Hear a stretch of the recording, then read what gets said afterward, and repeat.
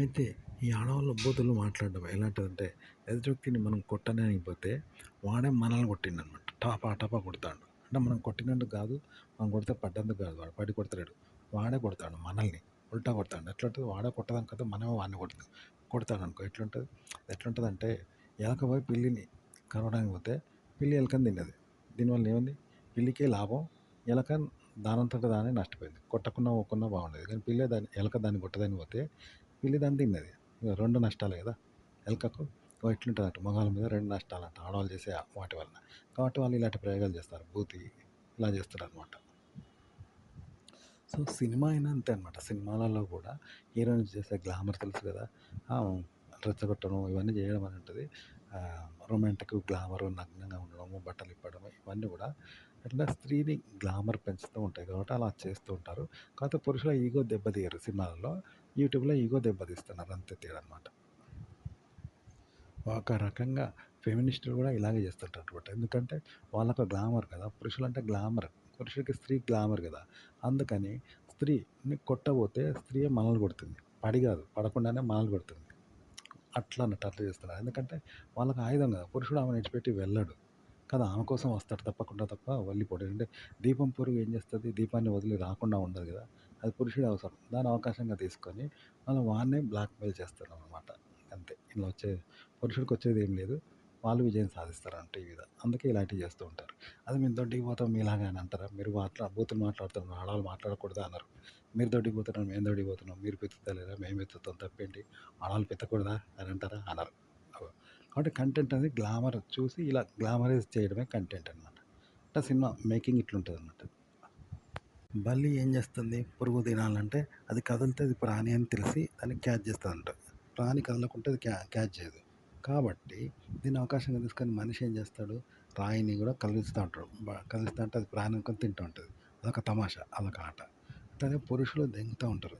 దెంగుతా ఉంటే ఆడవాళ్ళు ఏం చేస్తున్నారు? దెంగుడు గురించి పొడుగుండాలి, పొడుగుండాలి, దిండుసెల్లి బాగా ఎక్కుతది, దిండుసెల్లకాయ బాగా రేగుతది. ఇలాంటియన్నీ మీరు పడుకున్న నిద్రలో వీర్యం పడిపోతుందా? దెంగాలనిపిస్తదా? ఎట్లా దెంగుతావు? ఎట్లా చేసుకుంటావు? ఇవన్నీ అడుగుతారన్నట్టు. పురుషుడు వాటిని చేసుకోవాలని పొందితేనే దొరకదు. అలాంటి ఆడోళ్ళే అడుగుతున్నారు. కానీ వాళ్ళు క్యాచ్ చేసుకుంటారు. గ్లామర్ ఎక్కువొస్తుంది. పైసలొస్తున్నాయి. పురుషుడికొచ్చేది ఏముంటది? ఏముండదు. వాళ్ళ డబ్బుల కోసం అడుగుతున్నారు. పురుషుడు అవసరం కోసం అడిగితే చెప్పరు. వాళ్ళ అవసరం కోసం అడుగుతున్నారు. వాళ్ళ కోసమే. కాబట్టి అంతా వాళ్ళ వెర్షన్ అవుతుంది. పురుషుడికొచ్చేదేం లేదనమాట. ఇగో ఇట్లనే కంటెంట్ గూడా అంతే అనమాట. కంటెంట్ ఇలాగే చేస్తారు ఆడియన్స్‌ని.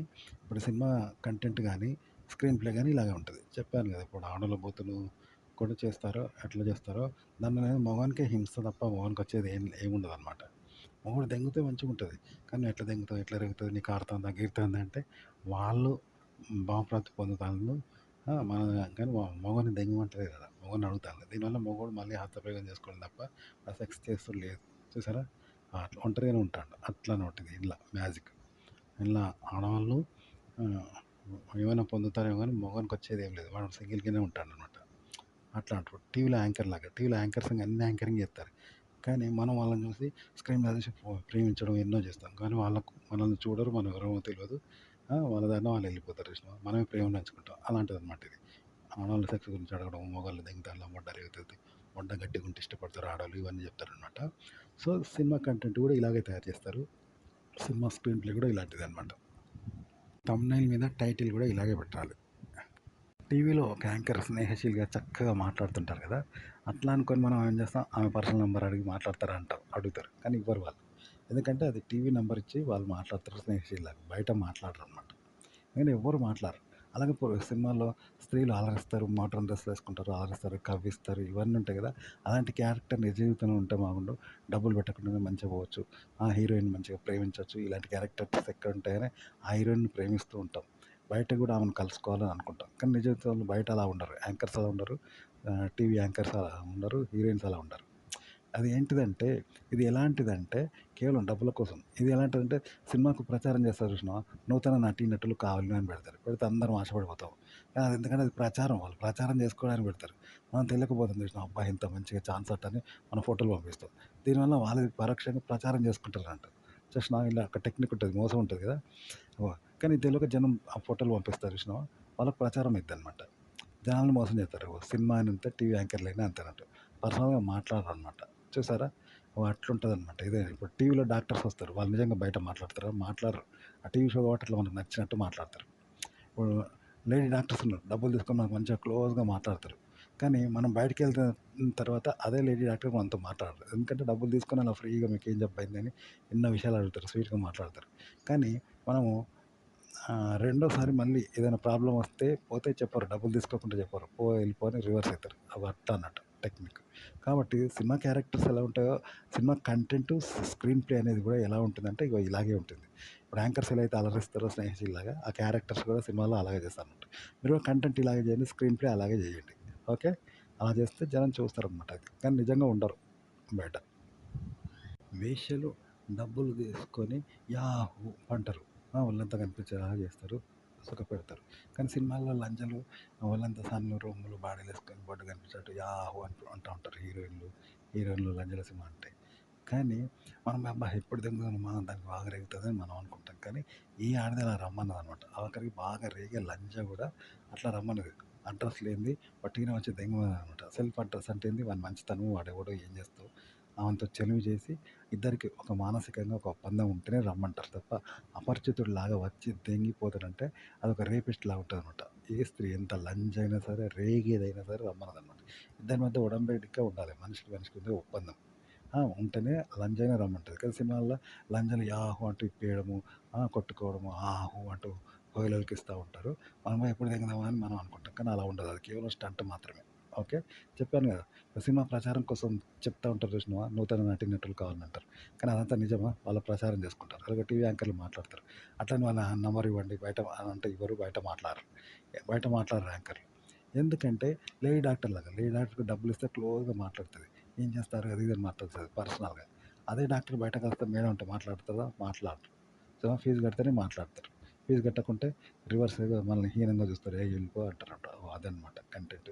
కాబట్టి కంటెంట్ కూడా ఇలాంటిదే. మీరు ఇలాగే కంటెంట్ చేయాలి. స్క్రీన్ ప్లే ఇలాగే చేయాలి. గుర్తుపెట్టుకోండి. అంతెందుకు మగోని నువ్వు మాత్రం దెంగుతావా? ఇప్పుడు మనం ఒక శత్రువుని కొడతాం గానీ, ఎవరిని పడితే వాడిని కొట్టాలంటే మనకేమొస్తది? కొడతామా? వట్టిగనే. మనకి ఏ లాభం లేదు. వాడు శత్రువు కాదు. వట్టిగనే కొట్టాలంటే తినదరిగిన లెక్క మనం చేత్తామా? మనకేమవుతది? వట్టిగనే కొట్టం కదా! వట్టిగనే వాడిని పని చేత్తామా? జీతం కోసం పని చేత్తాం గానీ వట్టిగనే పని చేత్తామా? వాడు చుట్టం కాదు, ఏం కాదు. వానికి హెల్ప్ అయితదని కూడా లేదు. వట్టిగనే పని చేయాలి. వానికంటే చేత్తామా? ఎందుకు చేత్తాం?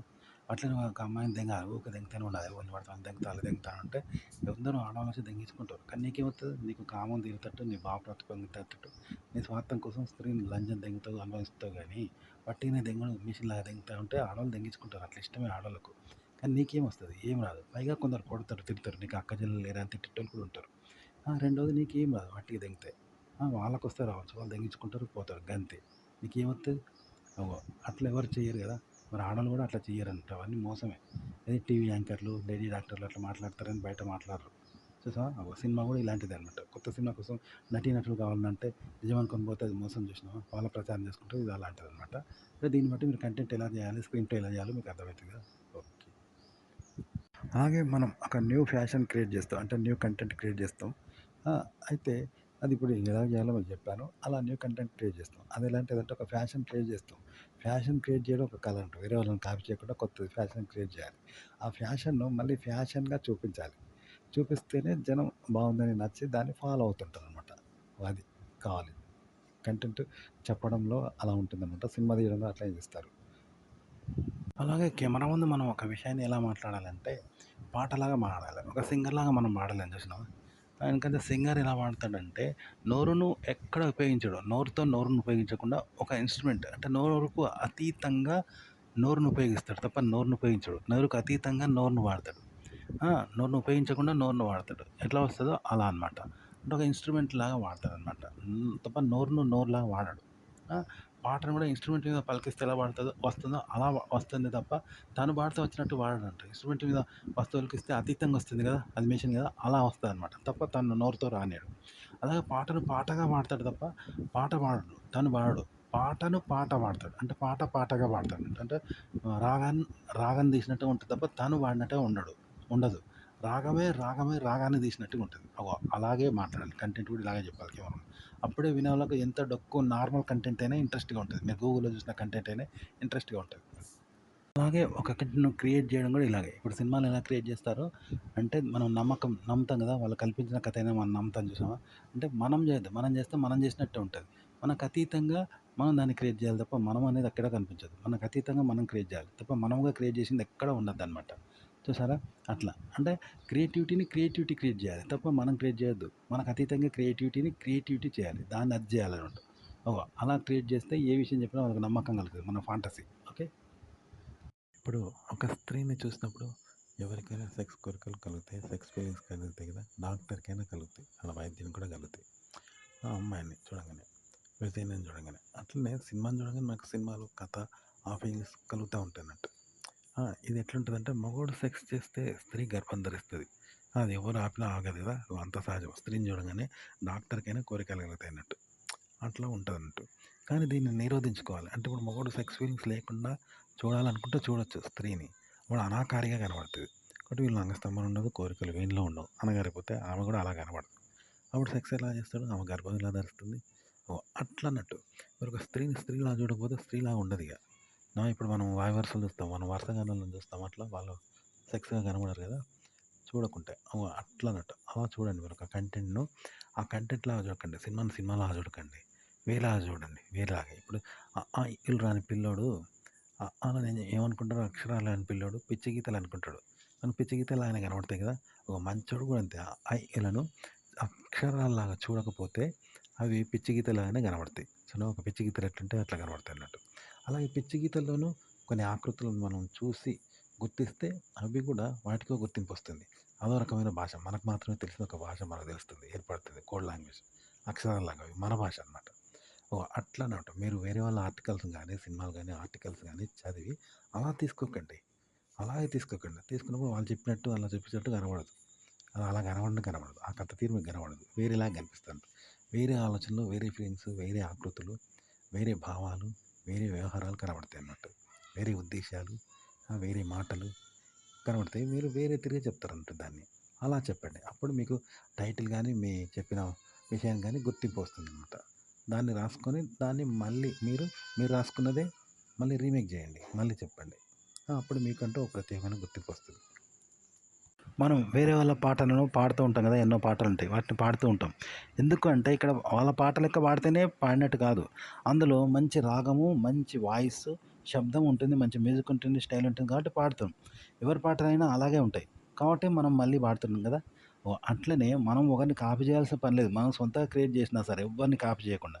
కానీ అది మంచి రాగం ఉండాలి, మంచి శబ్దం ఉండాలి, మంచి వాయిస్ ఉండాలి. అప్పుడు మనది కూడా బావుంటది గదా! అలా అన్నట్టు. వేరే వాళ్ళ ఆర్టికల్స్ ఏదో కాపీ చేయాల్సిన పని లేదు. వేరే వాళ్ళను కాపీ చేస్తాం, చూస్తాం. కానీ వాటిని అలాగే చెప్పాల్సిన పని లేదు. మనం కూడా సొంతంగా క్రియేట్ చేయొచ్చు, చెయ్యాలి.